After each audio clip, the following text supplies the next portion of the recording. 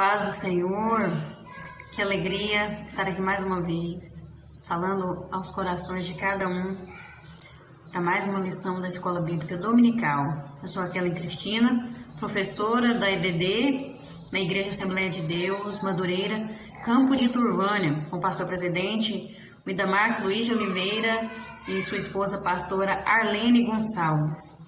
E como muitos já sabem, nós trabalhamos aqui com as lições da revista da editora Betel, né, que são 13 lições em cada revista, né, 4 trimestres durante o ano. Nós estamos no primeiro trimestre de 2021, finalizando esse trimestre com a lição de número 12, que é a lição de hoje. Esse tema que está sendo comentado nesse trimestre é sobre o livro de Esther, e temos aprendido grandes lições através dessas mensagens que vêm do coração de Deus. E hoje a lição de número 12 traz por título Testemunhando a Grandeza de Deus. O texto áureo desta lição nos diz assim: E o mandado de Esther estabeleceu o que respeitava ao Purim, e escreveu-se num livro. Esther 9:32. A verdade aplicada nos diz: somente confiando no Senhor podemos superar todas as afrontas que nos advêm do diabo. Os objetivos da lição sempre são 3. E nós vamos ver aqui, o primeiro objetivo é ensinar que Deus continua protegendo o seu povo. Segundo, destacar que Deus ainda continua o mesmo. E o terceiro objetivo, considerar que precisamos celebrar as nossas vitórias. Amém? Os textos de referência se encontram ali no livro de Esther, capítulo 9, os versículos 20, 21, 26 e 28. Mas é claro que é muito importante, eu repito isso, é muito importante que você leia todo o livro de Esther, toda essa história. Não é um livro muito grande, né? E é importante para ter um melhor entendimento do contexto aqui falado. Amém? Então vamos ler aqui os textos de referência que é colocado aqui na revista. Não coloca muita coisa por causa do espaço que se tem na nossa revista. Então vamos ler capítulo 9, os versículos 20, 21, 26 e 28. Amém? Vamos estar lendo? E Mardoqueu escreveu essas coisas e enviou cartas a todos os judeus que se achavam em todas as províncias do rei Assuero, aos de perto e aos de longe, ordenando-lhes que guardassem o dia 14 do mês de Adar e o dia 15 do mesmo todos os anos. Por isso, aqueles dias chamam Purim, do nome Pur, pelo que também, por causa de todas as palavras daquela carta e do que viram sobre isso e do que lhes tinha sucedido, e que esses dias seriam lembrados e guardados por toda geração, família, província e cidade, e que esses dias de Purim se celebrariam entre os judeus e que a memória deles nunca teria fim dentre os de sua semente. Amém? Vamos fazer uma oração neste momento, e o motivo sugerido pela nossa revista é que nós oremos para que Deus transforme o choro em lágrimas de alegria. Temos visto muito sofrimento nos últimos tempos, mas Deus é aquele que pode transformar o choro em alegria, que venham lágrimas de alegria na nossa vida, né? Vamos neste momento fazer essa oração? Senhor, meu Deus, eterno Pai, agora neste momento nos apresentamos diante de Ti, Senhor, clamando pela Tua misericórdia, pelo Teu amor que seja derramado sobre cada um de nós. Que o Senhor me use agora neste momento conforme a Tua vontade, conforme o Teu querer, e alcance vida, alcance os corações de cada um que vai estar vendo esse vídeo, Senhor. Fale em cada coração neste momento, ó Deus, e que o Senhor venha estar transformando o choro em lágrimas de alegria, Senhor. Que venha surgir gozo, celebração em nosso meio, que o tempo de angústia, o tempo de tristeza venha passar, venha acabar e venha surgir momentos de alegria, momentos de paz na vida de cada um, Senhor. Derrame o Teu bálsamo, derrame a Tua misericórdia, o Teu amor sobre cada vida, e que venha ser derramado a Tua paz e a Tua alegria sobre cada coração entristecido, angustiado, cada coração que está em luto neste momento. Eu peço que o Senhor conforte cada coração, console e esteja abençoando. Em nome de Jesus, é o que nós te pedimos e agradecemos agora, não só hoje, mas para todos sempre. Amém. A nossa lição de hoje vai nos mostrar que as pessoas passam por momentos de dor, por momentos de angústia, por momentos de tristeza, de medo, de sofrimento, né? Todas as pessoas, em algum momento da sua vida, passa por isso. Mas nós vemos com a vida de Esther, de Mardoqueu, eles também passaram por isso, por momentos difíceis, mas Deus transformou o seu sofrimento em alegria, o luto em paz, em satisfação, em celebração, porque Deus é o Deus que faz todas essas coisas acontecerem. No tópico 1 vai falar vencendo os inimigos, né? As vitórias, elas são decorrentes da submissão ao Senhor. Submissão é estar debaixo da mesma missão, né? No mesmo propósito. Aquele que está no mesmo propósito que Deus, com a mesma missão que Deus colocou para a vida dele, ele é vitorioso, ele vence tudo que surgir em sua vida. Nós vemos grandes exemplos da Bíblia, como Davi, Josué e até mesmo Sansão, quando foi submisso ao Senhor, quando foi obediente a Deus, entendeu o propósito de Deus para a sua vida, eles venceram seus inimigos, porque o Senhor estava lutando ao lado deles. Muitos heróis da Bíblia, né, foram obedientes, e quando somos obedientes a Deus, submissos ao Senhor, Ele passa a lutar do nosso lado, a vencer as nossas batalhas juntamente conosco, né? Por isso nós devemos confiar na proteção divina, porque o Senhor nos guarda de forma especial. Nós somos a menina dos olhos de Deus, e Ele nos guarda, Ele cuida, Ele provê e Ele vence, nos ajuda a vencer as nossas batalhas para a honra e a glória do Senhor. E nós vemos na história de Mardoqueu e de Esther a surpreendente ação de Deus, né? Porque Deus tinha um propósito na vida daqueles dois. Deus, assim como Deus tem propósito na minha e na sua vida, Deus tinha propósito na vida de Esther e de Mardoqueu. Era um projeto que eles jamais imaginavam que aquilo ia acontecer na vida deles. Nós vemos que depois de eles terem revelado, Esther revelou a verdade, nós já vimos nas lições anteriores sobre o que Amã tramava. Amã foi enforcado e pôde-se fazer um novo decreto dando liberdade para os judeus enfrentarem seus inimigos, guerrearem contra aqueles que fossem lutar contra eles, porque o decreto de morte contra os judeus não podia ser revogado. Era uma lei medo-persa e não podia ser anulada, mas o rei permitiu que eles lutassem, que Esther e Mardoqueu fizessem algo para ajudar, e Esther e Mardoqueu fizeram aquela lei que dava o direito dos judeus se defenderem. Veja como essas duas pessoas, Esther e Mardoqueu, foram usados por Deus, a ação de Deus através da vida dos seus servos, né? E então, nos dias, quando chegou o dia que eles iam enfrentar a morte, até o momento antes de tudo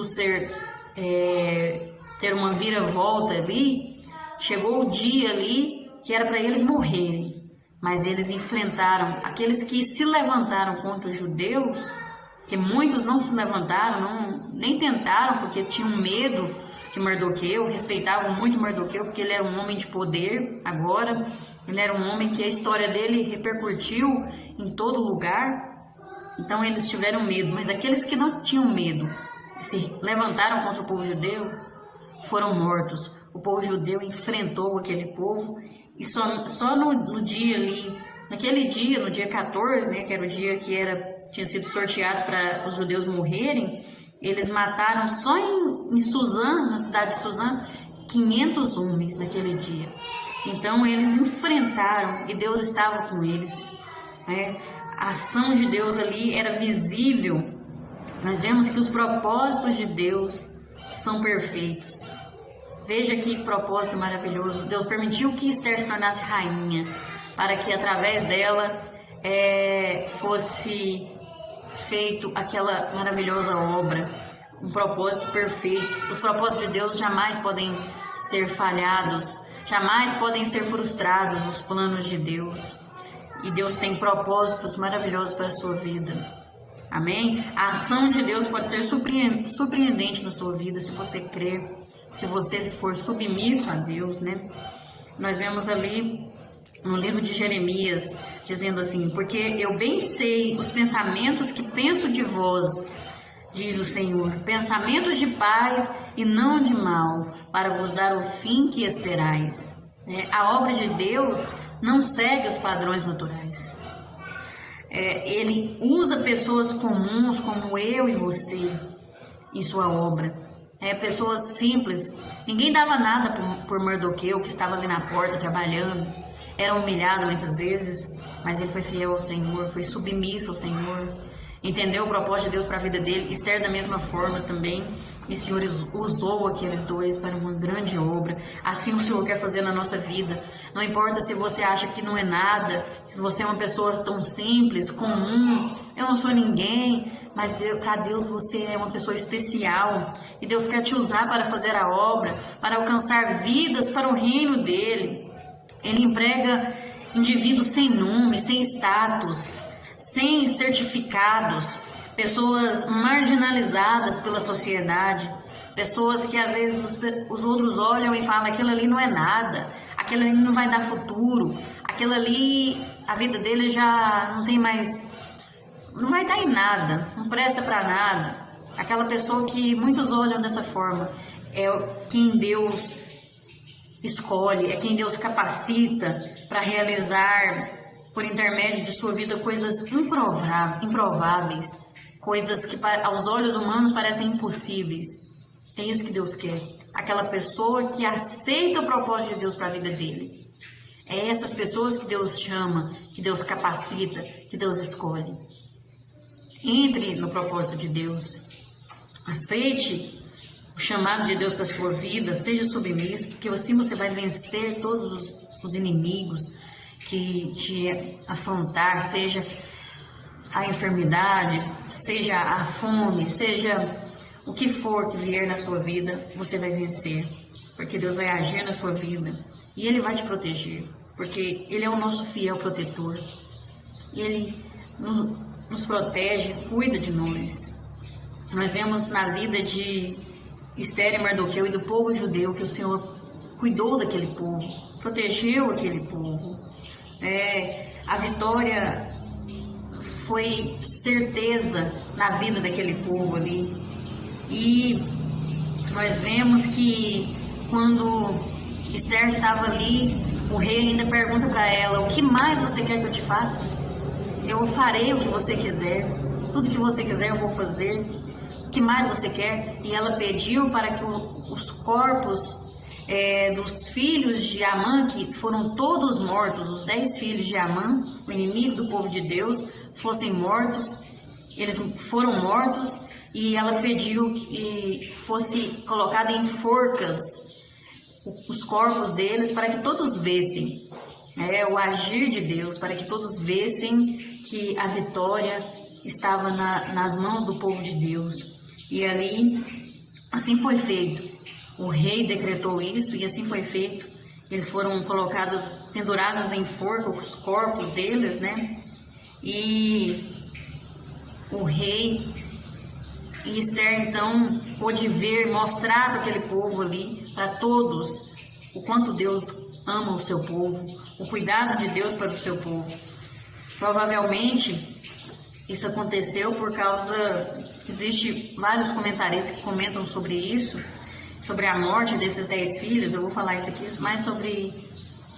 para acrescentar mais um pouco o nosso conhecimento. Existem vários comentários sobre essa morte dos 10 filhos, porque era para antecipar qualquer tentativa de vingança pela morte do pai, ou poderia ser também uma tentativa de os filhos querer usurpar o cargo que o pai ocupava, então mandaram matar eles, né, já para eliminar esse perigo, porque aquele povo, tanto Amã como seus filhos, eram descendentes do povo que era inimigo de Deus desde quando saíram do Egito. Então eles tinham que eliminar aquele povo. Saul foi um que desobedeceu ao não matar o rei que era desse povo ali, e Deus ficou muito triste com o que Saul fez, por isso não quis ele como rei, porque ele desobedeceu uma ordem de Samuel, o profeta Samuel, que era para matar tudo, todos os animais, tudo, e ele desobedeceu. Então esse povo era para ser eliminado, porque era um povo mau mesmo, era um povo que odiava o povo de Deus, não obedecia os mandamentos de Deus, era um povo que era muito cruel, então Deus queria eliminar esse povo, por isso aconteceu isso. Também tem um outro comentarista que sugere que os filhos de Amã deram prosseguimento aos planos do pai.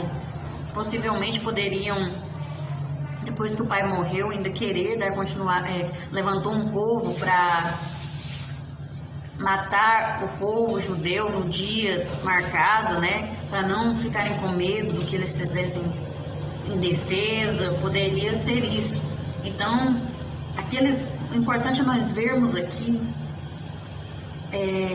a proteção de Deus sobre aquele povo, sobre o povo judeu, que é um povo escolhido por Deus, né? Deus, ele protegeu aquele povo e ele mostrou para todos ali que aquele que se levanta contra a igreja do Senhor se levanta para cair, porque nem nada vai prevalecer. A Bíblia fala que as portas do inferno não prevalecerão contra a igreja do Senhor. Isso aqui era para mostrar que Deus fez com que Amã morresse, aquele que queria destruir o povo de Deus, e toda a sua descendência também foi morta. Deus devastou o inimigo do povo dele, e assim ele vai fazer. Nós não podemos ter medo, ficar amedrontados com aqueles que têm se levantado contra a igreja do Senhor. Muitos estão tentando criar leis, estão tentando calar o povo de Deus, mas não vai prevalecer. Assim como não prevaleceu naquela época, hoje em dia não vai prevalecer, porque o nosso Deus é um Deus fiel, é um Deus que cuida do seu povo, é um Deus que tem compromisso com aqueles que obedecem a Ele, que tem compromisso com Ele. Então Ele vai cuidar. O nosso Deus é fiel, é um fiel protetor, né? E assim como Ele livrou os judeus, Ele vai nos levar. Nós temos essa certeza, e isso nos faz sentir seguros quanto à nossa salvação. Temos a certeza de que mesmo que possamos até morrer com essa enfermidade, com essa doença que tem alastrado, matado muitos, a nossa salvação ela está garantida, porque Jesus Cristo já venceu por nós na cruz do Calvário e nos providenciou a salvação. Então o inimigo pode se levantar para tentar nos destruir, mas a nossa salvação ele não tira. Aquele que está alicerçado em Cristo Jesus pode confiar que a sua salvação está garantida, porque ele vai se submeter aos propósitos de Deus e assim ter a sua salvação, né? E nós muitas vezes sentimos medo, nos sentimos sem proteção, sem saber ao certo o que vai acontecer, tantas incertezas, tantas inseguranças. Mas a Bíblia ela fala que o nosso socorro está em nome do Senhor que fez os céus e a terra. Ele é o nosso socorro, Ele é o nosso refúgio, Ele é a nossa proteção. Estamos vivos até hoje, estamos com vida ainda, porque o Senhor tem sido o nosso socorro e tem propósito em nossa vida. Esse salmo que diz isso, o nosso socorro está em nome do Senhor que fez os céus e a terra, nos mostra o cuidado de Deus sobre aqueles que se dobram, sobre aqueles que aceitam o seu propósito, aquele que se dobra perante Ele. A proteção de Deus, ela nos conforta pelo seu amor e é um escudo constante de um guarda que nunca dorme, nem cochila. E num momento sequer o Senhor dorme. O Senhor fica em todo o tempo trabalhando ao nosso favor. Nós não vemos isso, mas Ele está trabalhando, Ele está cuidando. Ele está fazendo algo em nosso favor. Eu tenho certeza disso. E você pode ter certeza também. Nós temos um Deus que se preocupa com cada um dos seus filhos. Ele se preocupa comigo, Ele se preocupa com você. Ele conhece a nossa entrada e a nossa saída. Ele está em todo o tempo, em todos os minutos, segundos ao nosso lado. E isso nos dá segurança da vitória. É a confiança da proteção do Senhor. Aquele que conhece o Deus que serve, ele confia e sabe que pode descansar no Senhor e fazer a sua obra confiante que a proteção de Deus está sobre ele. Glória a Deus. E nós vemos também que mesmo diante de todas essas lutas que nós estamos passando, Deus muda a tristeza em alegria. Ele transforma o choro em alegria. Nós vimos Esther, que estava vivendo uma imensa tristeza, uma intensa aflição, quando Amã estava perseguindo aquele povo, estava tentando destruir aquele povo, e a tristeza que Esther sentia era muito forte. E mesmo que ela tivesse enfrentado dificuldades ali na infância, perdeu seus pais, foi levada cativa, ela manteve-se pura e serena diante daquelas dificuldades que ela passou. Ela não se fez de vítima, ela foi uma mulher de coragem, uma mulher de ousadia, uma mulher confiante no Senhor. Ela pôde dizer: Senhor, fizeste subir a minha alma da sepultura, conservaste minha vida para que não descesse ao abismo. Salmo 33. Nós devemos confiar somente no Senhor, porque Ele tem o poder de mudar tudo. Ele pode transformar qualquer situação, qualquer adversidade em um cenário de milagre. Esse é o nosso Deus. Ele tem o poder sobre as suas mãos. Ele é o Senhor da vida. Ele pode mudar os momentos de tristeza em momentos de alegria. Esse é o nosso Deus que pode todas essas coisas.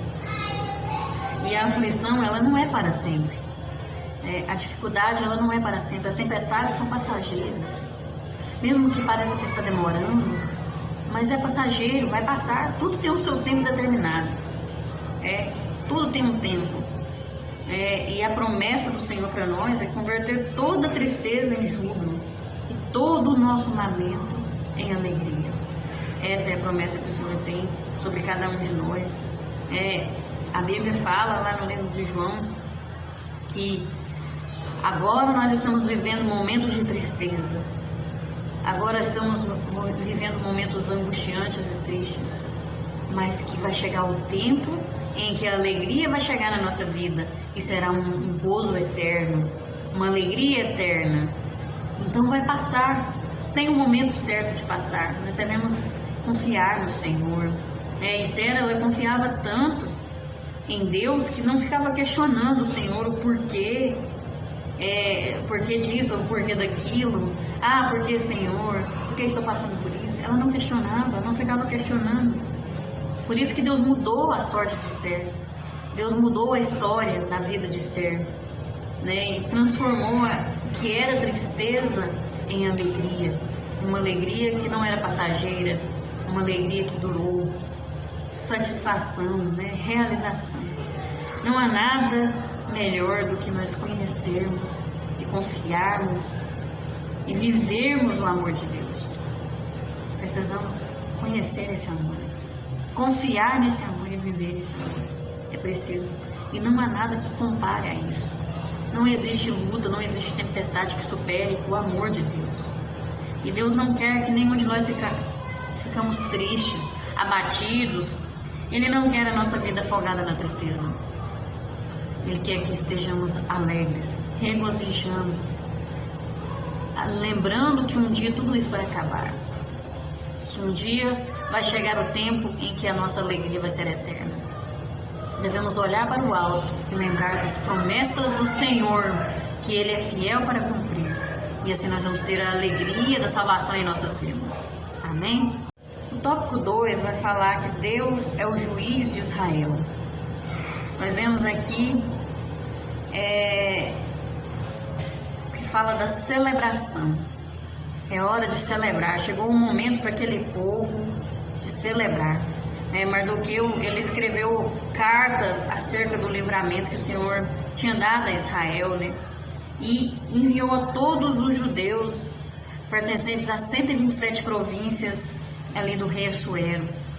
Eles venceram a batalha e no outro dia, no dia 15, eles então foram celebrar. Mardoqueu falou: é hora de celebrar, é hora de nós agradecermos ao nosso Deus. E então eles festejaram ali a festa do Purim, que nós vimos no textual falando sobre o Purim.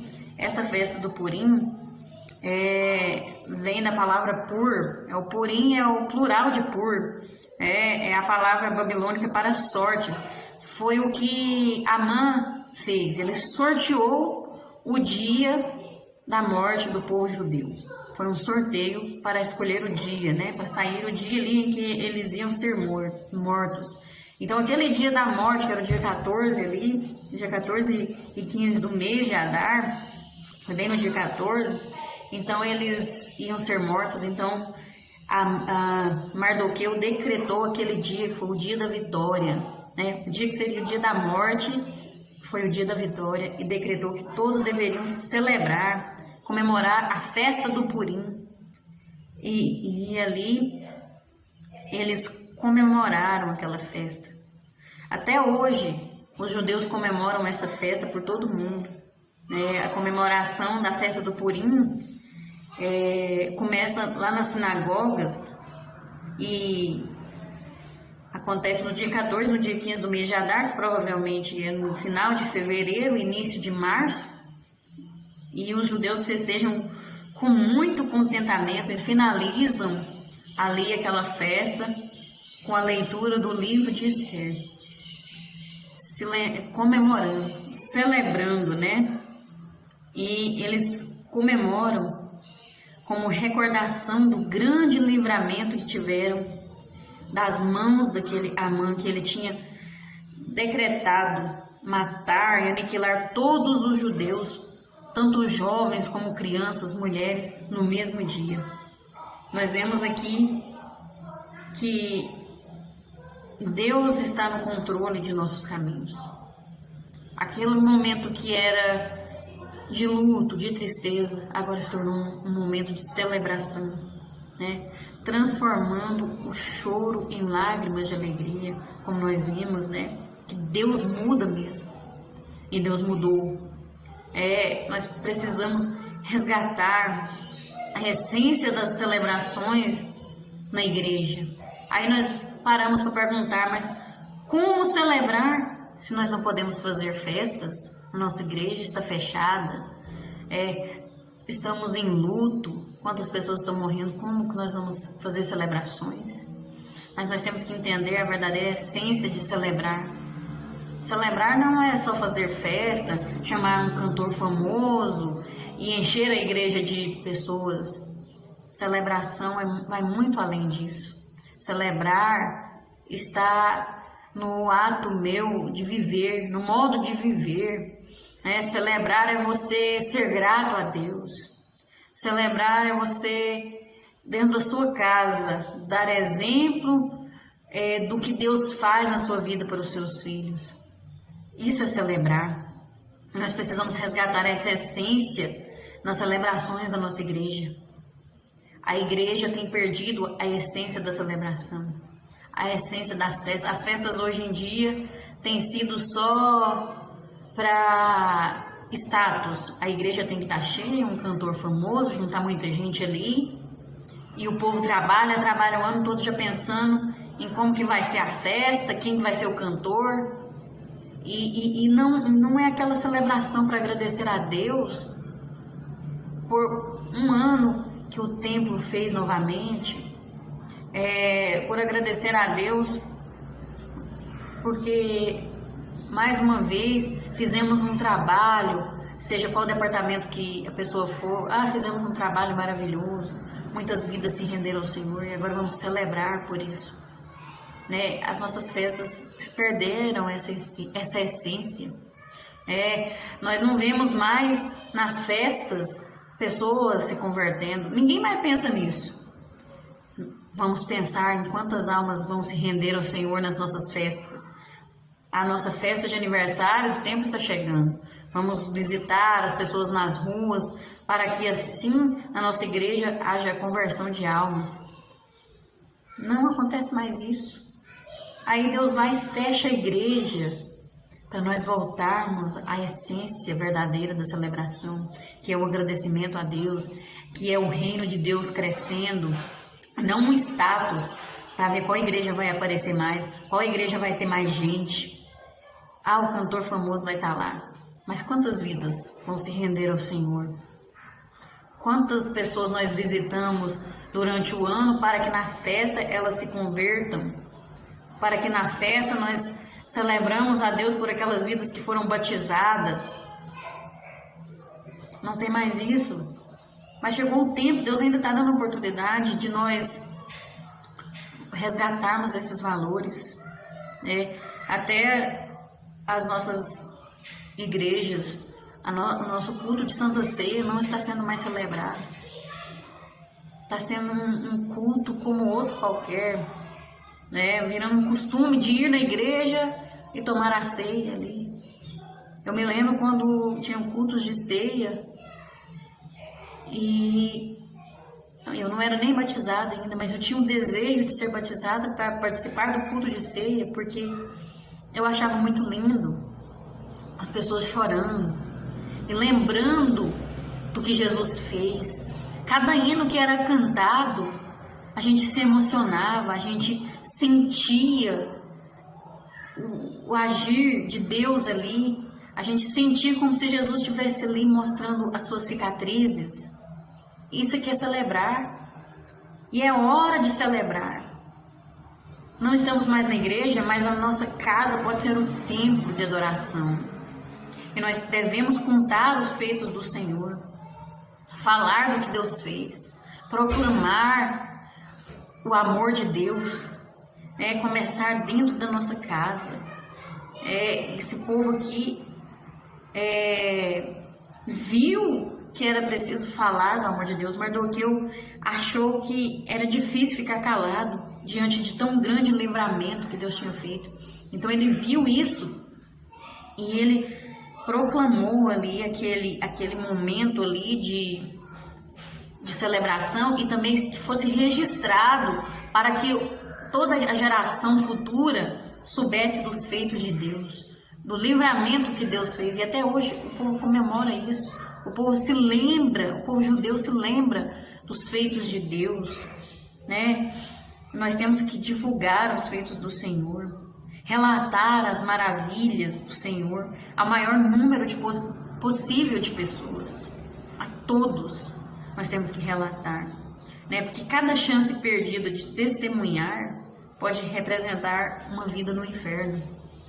Às vezes aquela pessoa precisava de ouvir uma palavra de Deus, de fortalecer a sua fé através do seu testemunho, e muitas vezes nós deixamos de falar e aquela vida se perde a sua esperança em Deus. Nós temos que noticiar o Evangelho de nosso Senhor Jesus Cristo a todos. Não devemos nos acovardar em anunciar essas boas novas, em anunciar tudo aquilo que Deus tem feito, não só através da palavra de Deus, mas através do nosso testemunho de vida. Quantos milagres, quantos livramentos o Senhor tem nos dado, e nós ficamos calados, nós não anunciamos, nós não falamos o quanto Deus é maravilhoso. Nós vemos no livro, lá em Salmos, várias vezes é citado sobre falar dos feitos do Senhor. Nós vemos lá no Salmo 9:11 que fala: cantai louvores ao Senhor, que habita em Sião, anunciai entre os povos os seus feitos. Outro diz assim: anunciai entre as nações a sua glória, entre todos os povos as suas maravilhas. E outro ainda diz: e ofereçam sacrifícios de louvor e relatem as suas obras com regozijo. Nós devemos falar dos feitos de Deus, começando isso em nossa casa. O que você tem falado para os seus filhos? diante dessa situação? Quantos estão duvidando do amor de Deus?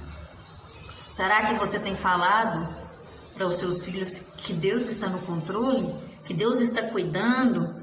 O que Deus já fez no passado? Olha, está difícil agora, mas o povo de Deus já passou por momentos difíceis e Deus cuidou daquele povo. Deus esteve com aquele povo. Deus deu livramento. Na hora certa Deus agiu e Ele vai agir. Está difícil agora, mas Deus vai providenciar. Está faltando agora às vezes o alimento, mas Deus vai prover. Deus é o Deus da provisão. É assim que nós devemos fazer. Ou será que nós estamos murmurando dentro das nossas casas? Ou será que nós estamos só reclamando, só questionando? Ah, por que está passando por isso? Eu não entendo. Nós somos crentes. A igreja está fechada. O que está acontecendo? Deus está agindo. Né? Nós devemos proclamar, falar dos feitos de Deus. Tudo começa dentro do nosso lar, dentro da nossa casa. E vai além, né? Para os vizinhos, para outras cidades. E assim o reino de Deus é proclamado ao mundo. E muitos poderão ser salvos para a glória de Deus. E assim nós vamos poder gozar da paz que só se encontra em Jesus. Porque quem serve a Deus goza da verdadeira paz que se encontra em Deus. Né? O Senhor é o nosso manancial de paz. Nele está a felicidade. Nele está o amparo, o abrigo, né? A salvação que nós necessitamos para ter uma vida verdadeira de paz. Não uma fachada, mas uma verdadeira vida de paz. O povo de Israel pôde desfrutar dessa paz. Essa paz que só se encontra em Deus. Porque eles estavam vivendo um momento de tristeza, de angústia, mas quando chegou aquelas cartas, as 127 províncias do reino de Assuero chegaram palavras de paz e felicidade. Nós podemos ver isso. Essa paz foi conquistada à medida que todo o povo de Deus, todo o povo judeu buscou um relacionamento íntimo com o Senhor. Eles buscaram ter um relacionamento com Deus e assim puderam usufruir da paz que só o Senhor pode dar. O mundo nunca esteve em busca de paz como nos dias de hoje. Está tão difícil, né? E Jesus disse: deixo-vos a paz. A minha paz vos dou, não vou-la dou como o mundo a dá. A paz está em Jesus. Essa é uma promessa maravilhosa de alguém que nos ama com um amor incondicional.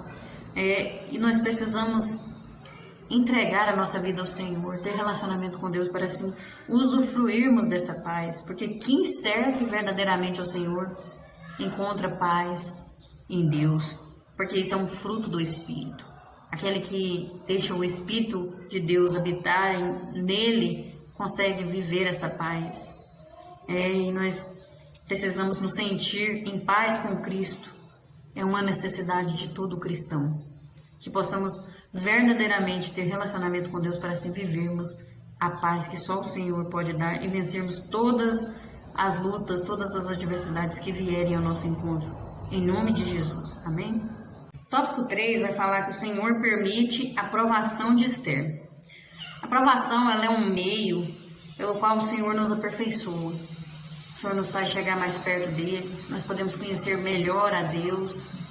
E é algo que nos faz ser melhores, né? É um aperfeiçoamento cristão. Esther, no momento de maior provação dela, ela depositou sua confiança no Senhor. Ela foi provada de forma muito forte, nós sabemos da história, mas ela depositou sua confiança em Deus. E a Bíblia fala: crede no Senhor, vosso Deus, e estareis seguro. Quando fala de crer, fala de confiança, né? O nível da nossa comunhão com Deus em oração é que nos traz segurança, é que nos traz paz, porque aí nós temos relacionamento com Deus. E é através da palavra de Deus que nós encontramos a verdadeira segurança que só Jesus pode oferecer. Então, precisamos ter uma vida de oração, de leitura da palavra de Deus, porque através da oração é o momento que eu falo com Deus, que eu conto para Deus o que está acontecendo na minha vida, que eu desabafo com Ele sobre os meus problemas, que eu me abro com Ele, que eu mostro para Ele quem eu sou. E a palavra de Deus, quando eu leio, é o momento que o Senhor fala comigo, é o momento que o Senhor me conforta, que o Senhor me ensina, que o Senhor me exorta, que o Senhor me edifica. Então nós precisamos ter uma vida de oração, de leitura, meditação na palavra de Deus.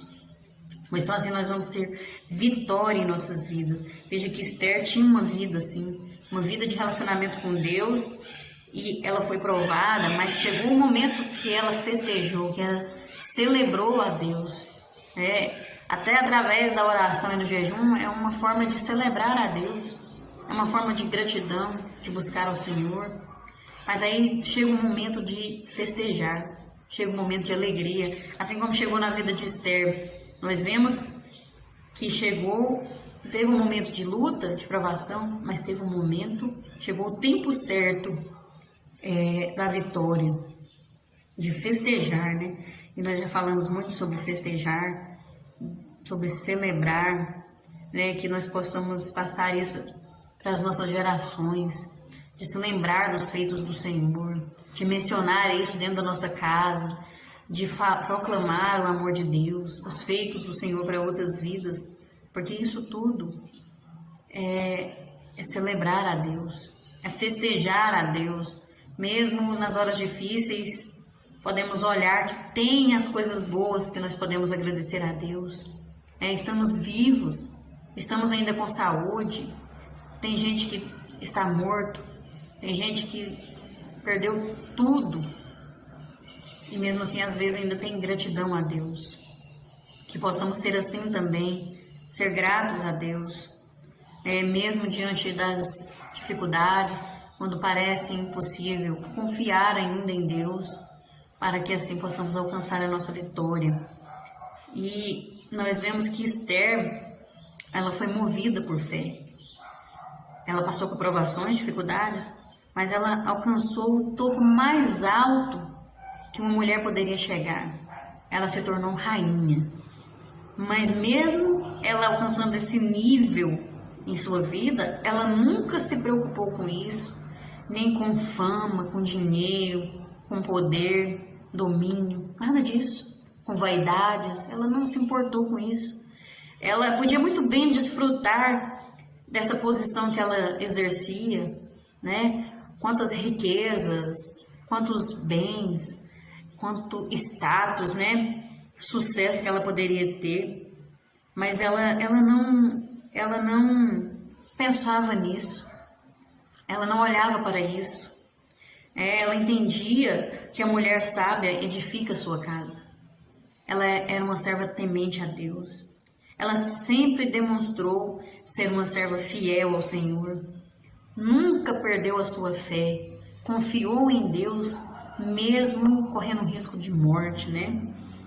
E nós vemos que tudo muda na vida de uma pessoa se ela tem fé. Se ela crê verdadeiramente, pratica a fé que ela proclama. Porque não adianta só eu falar que tenho fé. Eu tenho que viver essa fé. É na hora da circunstância, é na hora da provação que eu mostro verdadeiramente se eu tenho fé. E quando a pessoa tem fé, tudo muda em sua vida. O choro se torna em alegria.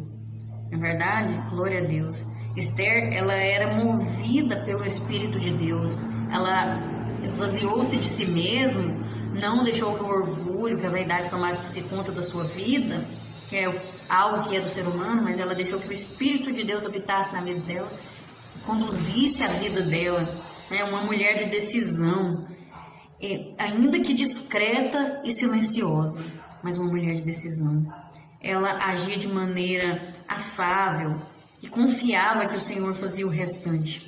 Nós precisamos ter essa fé, ter essa atitude que Esther teve, né, para podermos ver as grandezas do Senhor, para podermos ver o agir de Deus, né? E ninguém pode parar uma pessoa que se entrega completamente nas mãos de Deus. Ninguém. O inimigo até tenta se levantar, mas ele não consegue. Porque a pessoa entregou a sua vida para Deus e deixou que Deus conduzisse. Então tudo vai bem. mesmo que venham as provações, Deus permite, mas ela vence. Com a direção do Senhor, Esther, ela enfrentou tudo por amor ao seu povo e venceu. Veja a submissão, estava debaixo da mesma missão que o Senhor tinha colocado, entendeu os propósitos de Deus para a vida dela e aceitou o que Deus queria para a vida dela, E aí ela venceu. Como é belo nós encontrarmos com pessoas profundamente simples, mas com uma fé que nos ilumina e nos estimula a uma intensa caminhada. É maravilhoso. Aí a Bíblia fala que o justo viverá da fé, e se ele recuar, a minha alma não tem prazer nele. Hebreus 10:38. Nós precisamos viver da fé, viver verdadeiramente, não só dizer, não só falar, mas viver da fé. Que você tenha uma fé extraordinária, uma fé vitoriosa, uma fé que não desiste, que não olha para trás, pois isso é uma dádiva de Deus e está em Jesus Cristo. Que possamos ter fé para fazer a vontade de Deus. Glória a Deus, porque o Senhor cuida do seu povo. O Senhor cuida daqueles que o amam. Todas as coisas cooperam para o bem daqueles que amam e são chamados pelo seu propósito, daqueles que amam a Deus e são chamados segundo o seu propósito. Então, quem ama a Deus faz a vontade dele e ele cuida do seu povo. Aquele que ama a Deus é discípulo de Cristo, faz parte do povo de Deus. Nós precisamos meditar, será que estamos fazendo parte do povo de Deus? Será que estamos sendo discípulos de Cristo? Porque Deus cuida do seu povo, mas nós precisamos ser discípulos de Cristo, fazer parte do povo de Deus. Jesus disse a Pedro: apacenta as minhas ovelhas. Aqui fica bem claro que a vocação cristã está em assumir uma responsabilidade afável e amorosa uns pelos outros, quer dizer, amar ao próximo, ser amável, ser uma pessoa altruísta que pensa no bem do próximo, não uma pessoa egoísta que pensa só em seus próprios desejos, em satisfazer seus próprios prazeres e não pensa no próximo. Mas que essa é uma pessoa, é um verdadeiro discípulo de Cristo, E um dos privilégios em ser cristão está no fato de convivermos numa comunidade de pessoas mutuamente responsáveis pela vida uns dos outros. Esther, ela se uniu ao seu primo para proteger o seu povo do perverso Amã. Nós vimos que ela até falou: se for para mim morrer, eu morrerei, mas eu vou interceder pelo meu povo.